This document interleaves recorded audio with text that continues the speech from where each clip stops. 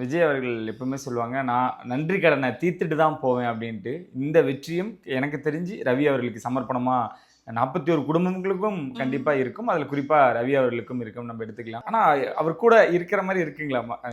கூடவே இருக்கிற மாரி இருக்கா?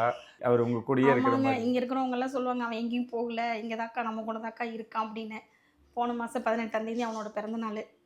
அப்புறம் நாங்க ஒரு ஆசிரமம் ஒண்ணு இருக்கு. அங்க போயிட்டு முதல்ல சாப்பாட்டுக்கு பணம் கட்டிட்டு வந்திருந்தோம். அங்க போன உடனே அவங்க இந்த ரவி பேரெல்லாம் படிக்கவும் எல்லாரும் போனவங்க எல்லாருமே அழுதுட்டாங்க. போயிட்டு எல்லாத்துக்கும் சாப்பாடு குடுத்துட்டு வந்தோம்.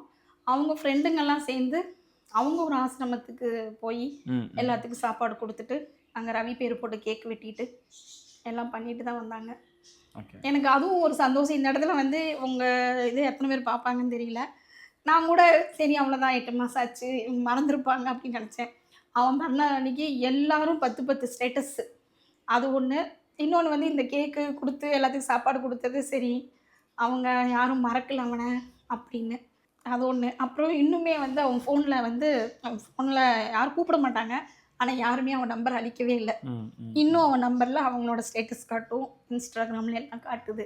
எனக்கு அதுவே பெரிய சந்தோஷம். ரவி அண்ணன் இல்லைன்னு சொல்லி யாரும் நெனைக்கல.